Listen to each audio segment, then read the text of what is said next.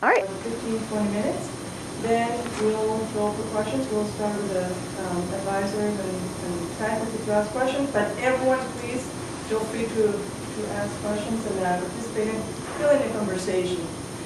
After that, we'll ask students to leave the room. The faculty will talk, and we'll decide that there are different levels that you can get into distinction or whatever. And then we'll bring Catherine back, and that's it. So thank you again for being here. Catherine, Katie, do you want it all dark, or do you want a little bit of light? A little bit of light. Okay.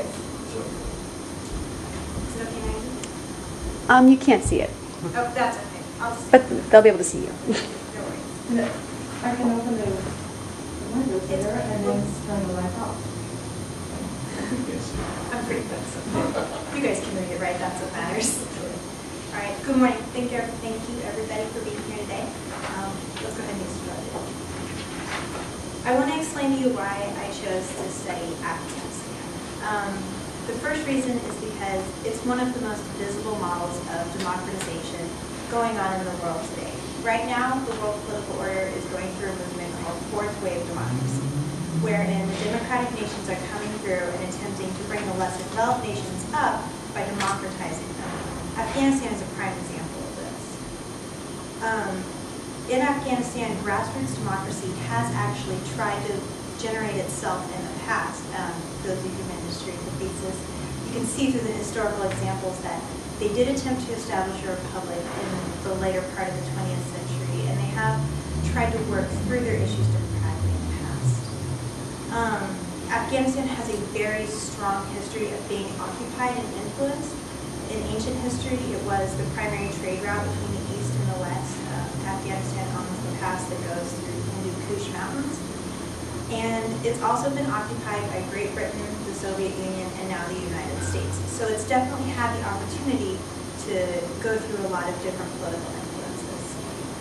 Also, it has a wide range of ethnic influences within the country. There are 12 primary tribal groups within Afghanistan, split into hundreds of tribes, and this actually poses a rather interesting barrier to the democratization process. Let's define democracy. Democracy basically comes from a population having ruling sovereignty over themselves and their territory. This is sort of the textbook definition of democracy.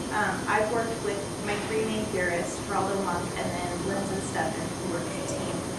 And they added the additional conditions of sovereignty, contested elections, and democratic governance to this definition of democracy. And democratization itself can be broken down into three phases: transition, consolidation, and quality. Quality wasn't addressed here because not enough of the conditions have been met within transition and consolidation to merit evaluating the quality, because it would fail any sort of test we try to give it. All right, the requirements of a democratic transition. The first one is, once again, citizens must have sovereignty over themselves and their territory. This echoes right back to that definition of democracy. Elected officials must be legitimate, and they must be subject to the will of their citizens. So this is where the elections and the governance come into play. The elected officials must be democratically elected in order to lend themselves legitimacy, and then they must continue to be subject to the will of their citizens. A constitution, obviously an exceptionally important part of the democratic process. This will guarantee people the democratic rights that they are seeking out by going through a democratic transition. And finally, universal suffrage and a provision of human rights. This is something that the United States spent many years going through, giving voting to all citizens of all sex and all race and all religious inclination. And that's really what democracy is about, every person having an equal voice within the government. In terms of consolidation, our first requirement is that the free and lively civil society. This basically means that people need to want to participate in the government, and they need to be able to do so freely without being pressured or any threat of violence against them or anything that would inhibit them from making the decision that they truly want.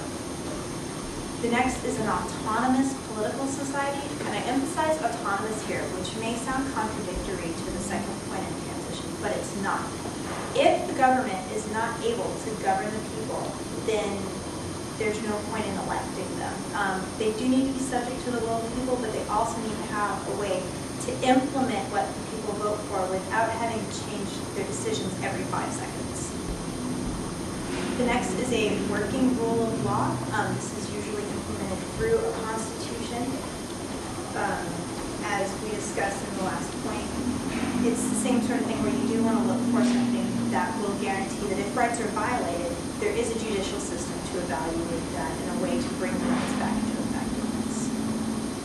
The useful bureaucracy contributes greatly to an autonomous political society simply because you need a power distribution. In a democracy, it's very important that the power be distributed among many leaders. You can't have just one person who's completely in charge of everything. So bureaucracy is like the stalwart quality of a democracy. And finally, we need to have an economic society that's institutionalized within the country itself. This provides a way to fund the governmental system. It provides a way to fund infrastructure programs. And it also allows the people to have a way to have economic turnaround in their own personal lives to ensure that they're feeding their families and they're owning their homes and they're doing the sorts of things that capitalist society does. Let's talk about ethnic groups. Dr. Metellus first introduced me to this map, and I absolutely love it. This is a basic overview of the largest 9 ethnic groups within Afghanistan. And so each of these groups has its own culture and its own tribal breakdown, and also has its own language, which is going to become very important as we continue on.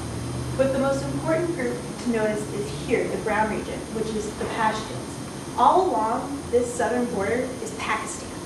And all of these Pashtuns also live on the other side of the border. So you have this large Pashtun region that has been divided in half by the Durand Line, which is a line that was implemented by the British government during their occupation and colonization. And so this problem of the Pashtun